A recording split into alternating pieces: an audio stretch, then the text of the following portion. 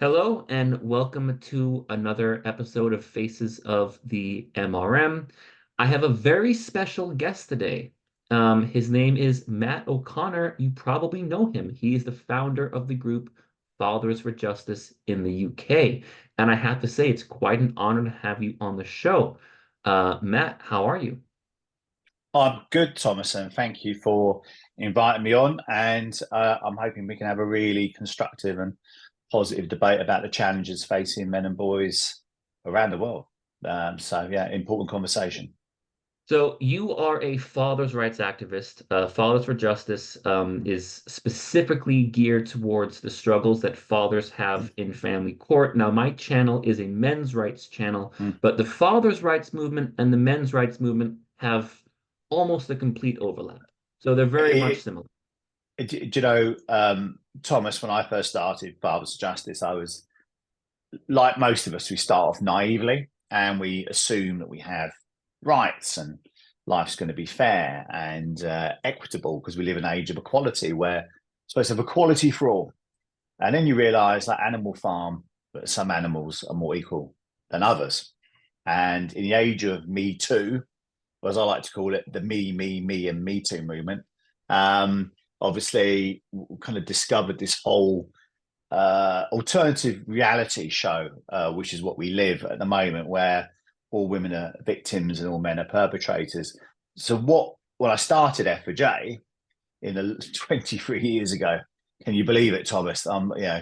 Still going amazingly. But when I started F4J, I saw, specifically as a father's rights issue, but we morphed and we now do a lot of men's work. We've been campaigning for several years for a Minister for Men, absolutely essential and vital. We've been campaigning about male victims of domestic abuse because according to the last British Crime Survey for England and Wales in 2019, one in three victims of domestic abuse are men, a figure which is significantly underreported because most men don't report domestic abuse. I was just watching this morning another example of men's issues, the Race for Life, Cancer, Research UK. A few years ago, we took them to task because, you know what? If you were a boy over the age of 14 or a man, you could not take part in the Race for Life. Now their adverts are focused on men and Why male not? cancer. Hang on, why Well, not? because it was sexist discrimination. I took them to task, gave them absolute roasting over it. I said it's a disgrace.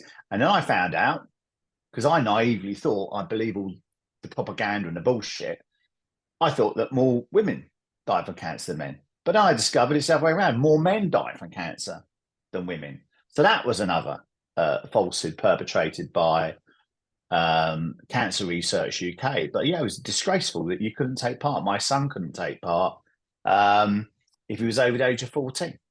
But it's nice to see the adverts on television now promoting Race for Life for men and dealing with men's cancer issues like prostate cancer, etc., was obviously incredibly important. But of all these issues that I started off, yeah, my personal experience in the family courts, but then you start looking at it and broadening the horizon of what's happening to men. I mean, I had an issue a couple of years in my son's school. Right, I went to school, they separated boys and girls out in assembly, and the boys were told, if you see a woman walking up the street towards you, you must cross the road. Cross the road. Because boys are being targeted as being toxic masculinity. I said to their teacher, how dare you? You have to cross the How road. dare you? You have Yeah. to cross the How road.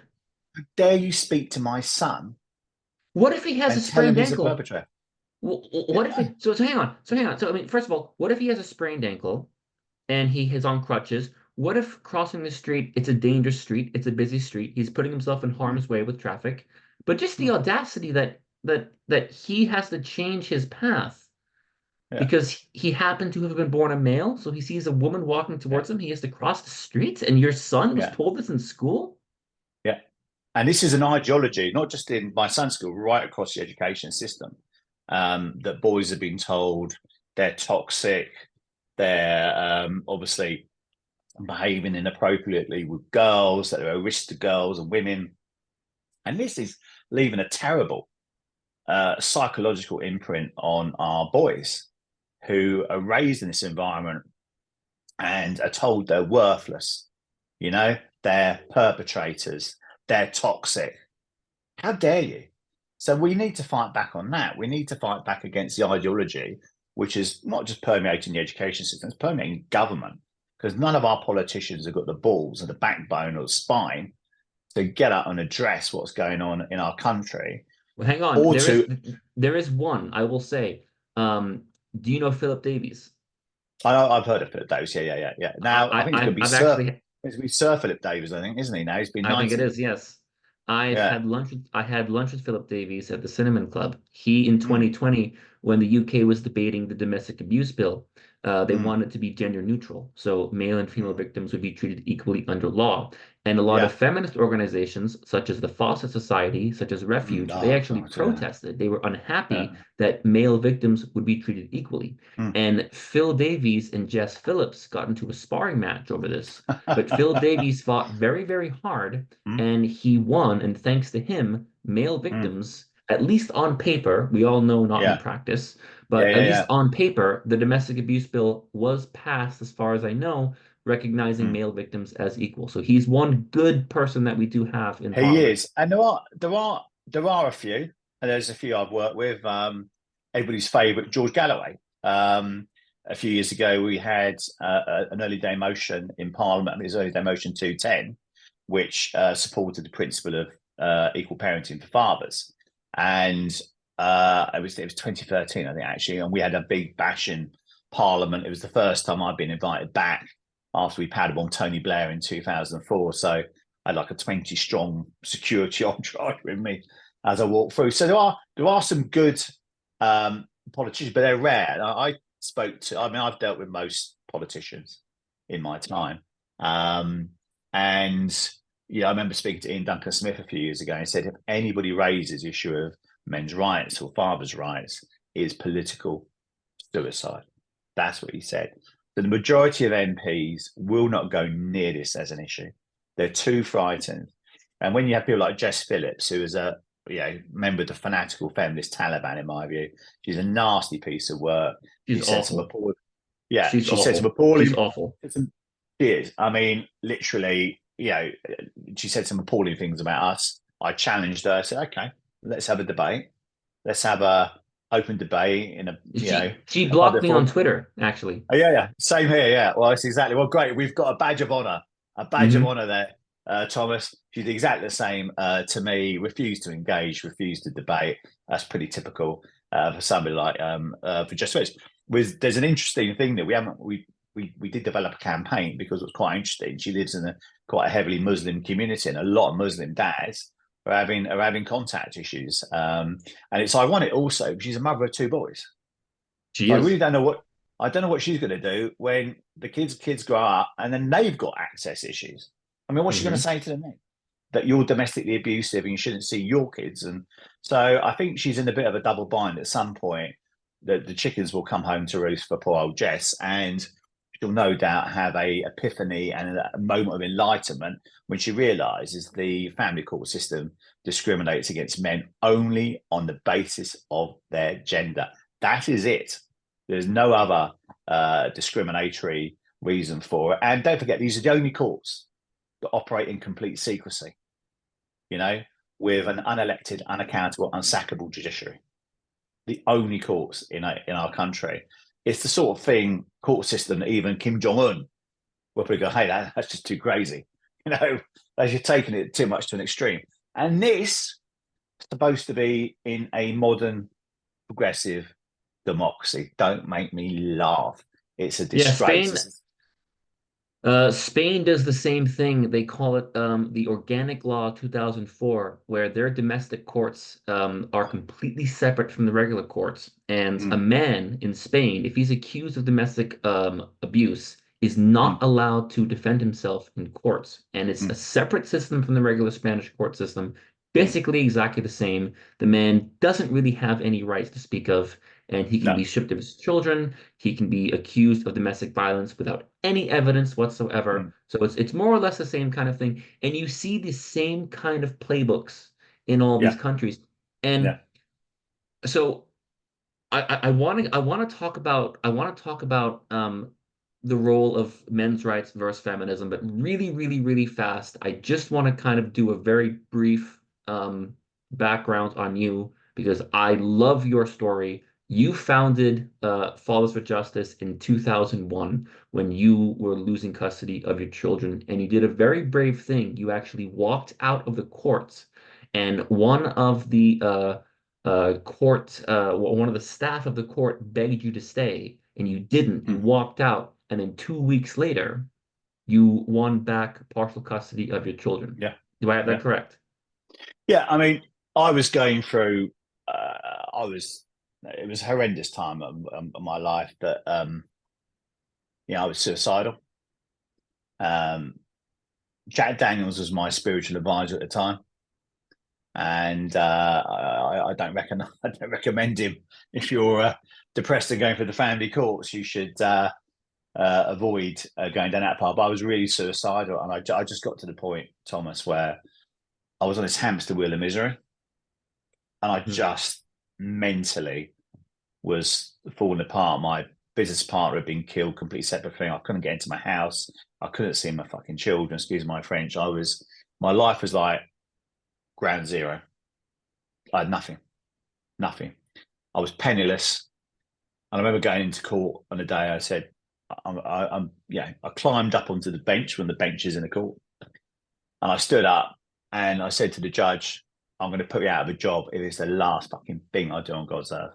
I promise you, I'll be back here with 200 people behind me. And I jumped down, I walked out, and Maggie Derrick, who was the Cafcass officer, came running after me. I said, I am done. I cannot do this anymore. 2 weeks later, the kids were up with me for Christmas.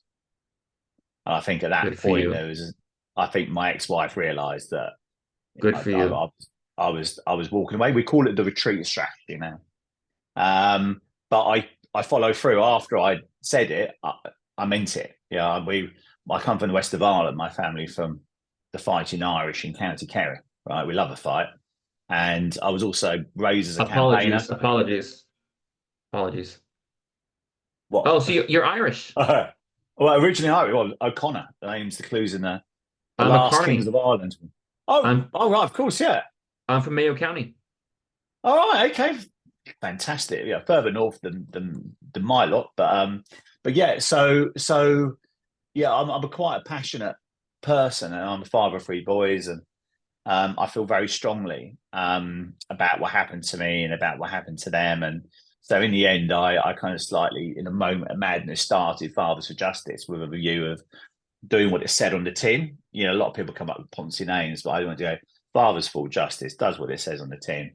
And Right. because I used to be a campaigner, I was on miners' picket lines as a kid. I was in Amnesty International before it became a left wing sort of feminist organisation. I was always in trouble as a kid politically. So it just made sense for me to kind of, do what I did best, which is go around, starting up fights, causing problems, disrupting things. Which anybody who knows me knows that is that's the only thing I'm good at. So started Fathers for Justice, in 2001. And then we sort of escalated and escalated. We started off quite low level, and then we eventually started scaling cranes, and then eventually we started powder bombing prime ministers, and then we started putting Batman and Buckingham Palace, and we took the National Lottery affair in front of 11 million people live on BBC One. We did some pretty daring stuff, but it was of an age where I was still really angry. To be honest with you, I'm still angry. Of I mean, course, I'm you should not be. my anger hasn't dissipated, but it has to be focused. I'm not getting any younger, so rolling around on the ground with police officers, which used to be an occupational hazard. I'm not so keen on. Don't mind doing it, but not so keen on doing it. I'm now 57, so I'm getting on a bit. But You look it's still good, something. I will say. I've been preserved. I don't know how, but anyway, I've been preserved, but I think for me, it's a burning issue. I was in court. I was in court just Tuesday, gone about something in my son's old school, and I mean, it's still burning. The fire and the passion that I have, because these are my bloody children. And if I'm not going to fight for my children, what the hell am I going to fight for? If you don't believe in your kids and you don't believe in something that's really fundamental to me, who I am, my being as an individual is to stand up for my boys and for other dads, and we try and get help to other dads. So it's been a long journey. People say to me, "Well, what have you changed? What have you done?" Well, the first thing we did, we did create climate change in terms of awareness about the issue. So we did that every day. I mean, we've had over 1 million inquiries in 23 years, and we've helped thousands of dads since 2001 to become reunited with their children, which is a really important thing for me when I get messages back from dads saying, "Thank you for doing this, thank you for doing that. You've saved my life, you've done this." It's good to know that we can still make a difference to individual fathers and their children and their families, and bring around some kind of justice. But the one problem we got, Thomas, the huge problem we got, is the political system. There is no political will for any kind of debate about this issue, let alone any particular type of change. So when you see like the Postmasters scandal that's going on over here, or we see, which is going on like 25, 30 years, we see the Hillsborough scandal, which is going on for 25, 30 years. This is the government will refuse and will fight and oppose us at every turn. And so this is not something where we can remedy this with a quick fix. This is going to require a political solution, and that requires political change. And that's the big problem we've got in front of us. But in the meantime, we just have to get on with what we can do every day in court, fighting for fathers, fighting for their kids, fighting for justice. And that's what we do. So I will just say, very quickly, I did go through a very brief militant stage myself. You're not going to see it now, but you will see it when I put it on Mm. YouTube. 9 years ago, when I was a 21-year-old uni student, I went Okay. around London, graffitiing the Millennium Bridge. I graffitied Oh, good for Southwark. you. I graffitied Good for you. Bank. You'll see it on the video when I put it on YouTube. But yes, it is a political system. And I want to ask you something, and I know the answer already. I know what you're going to say, but it's something that we do need to say. In all of your efforts, right? When you Mm. say the problem is the political system, Mm. what faction, right? From whom do you get the most resistance? Who fights the hardest against what you're trying to do? Could you say specifically who is the most against you? Right. Well, you can't differentiate. We have a parliament of cross-dressers. You cannot differentiate. I mean, our democracy is a sham anyway. It's not the democracy. If voting change and everything, they ban it. So the main political parties, the Lib Dems, the Tories, and Labour, are effectively, free cheeks of the same arse, basically. They all oppose fathers' rights. They all oppose men's rights. But what it stems from is a culture which is driven by feminism, which is the myth of Right. toxic masculinity. And I said, Started way back with Emmeline Pankhurst and the suffragette movement, which was based on who was it? Who was, I will say, I know Emily Pankhurst. She was a terrorist. The White Feather mm, Movement was a terrorist group. They correct. forced 16-year-old boys to sign up to go to Yeah, the Sun and to go to Passchendaele and yeah, to go to Ypres. They bombed totally right. civilian areas. The White Feather Totally Movement right. was an evil organization. And I will say that in front of my daughter, my mother, my Mm. grandmother, anybody. So just so that's clear. But it was founded on a myth. Emmeline Pankhurst was a very rich, wealthy, privileged woman who had servants, and she was naming and shaming men, as you rightly said, with the White Feather Movement, who didn't go to war, and she was sending them off to war to fight on her behalf because she said that women had no rights. What everybody forgets about what I call the misrepresentation of the People's Act when it was 1918, 1920, whenever it was. Well, What she misrepresented. she actually wrote in 1914, she wrote to Yeah. Parliament advocating for total war. Mm, mm. But the thing is, what she misrepresents, what history misrepresents, that it wasn't women who didn't have the right to vote, it's people who didn't own property who didn't have the right to vote. And that included, I can't remember how many million women got, it was 8 million women got the right to vote. And I think it's like 4 million men got the right to vote. So men were also, but that has been airbrushed out of history. It's been misrepresented as our women or something. But no, it doesn't. it was people who didn't own property got the right to vote. So and that lie has tainted our entire political discourse right up until today. And the feminists are still, lying. They're still cheating. They're still demonizing men. They're still demonizing our boys, which is disgusting. And it has to be challenged. But the mainstream media won't allow any kind of debate about these issues. And when you challenge feminists, like there's this crazed feminist barrister called Charlotte Proudman. Charlotte Proudman. Charlotte Proudman. Yeah. Oh, she knows me and I know her. Trust me very well. She's crazy. She's absolutely batshit crazy. She's a psychopath. Crazy. Yeah. Absolute psychopath. And yet she will defend any woman for any crime and blame it on a man. I mean, she's got daddy issues, this poor old Charlotte. I mean, she really has. But there are people like this wandering around who appear to be respectable, yet the harm they are doing, the abuse they're causing to men, to boys, to dads who can't see their kids is an utter stain on our democracy. It's a stain on our justice system. We need an open, accountable, and transparent system of justice so the public can see exactly what's happening behind closed doors. And if we open the courts to the disinfectant of sunlight to allow light in, I promise you that court system would change radically overnight. And that's what we need to get towards. But part of that process is going to be, we still need dads to be disruptive. We still need dads to be engaged in civil disobedience, to be engaged in hunger strikes, to be engaged in obstructing courts, disrupting parliament. I could go on Monday, Easter Monday, if I wanted to now, I could tell you exactly how to get on the front page of the following day's newspaper. There are things you can do, but it takes all of us to take responsibility. It starts with you. If you're a father and you're moaning about the system, it's down to you to do something about it. In the way that I started doing something about it, I didn't rely on anybody else. I got off up my fat ass and I got up and I stood up and I said, right, this is what we're going to do. This is how we're going to do it. And I just went for it. And I still go for it every single day.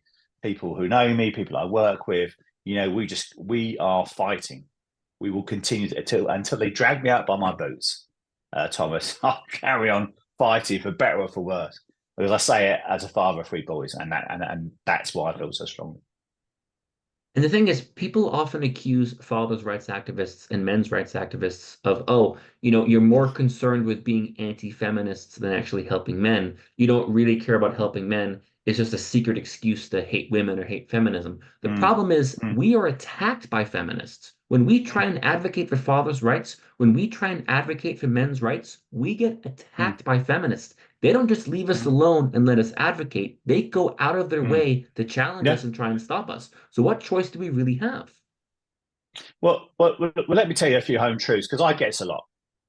Like, imagine, the frothy, low-flying, pointy hat brigade who target me on a regular basis. God bless them. I say, well, the first thing I say to anybody who comes up with that sort of fucking bullshit, excuse my French, because it is bullshit, and let's call it out as it is. The first thing I say is, number one, most of my team are women. The Fathers' Justice. There's a fact that nobody likes reporting. Secondly, a third of our supporters are women. So it's about fathers, mothers, sisters, brothers coming together in common cause to find a solution. And we're talking about grandmothers, we're talking about aunts, we're talking about girlfriends, we're talking about partners, we're talking about new wives, we're talking about a huge number of women are engaged in supporting men and trying to channel this.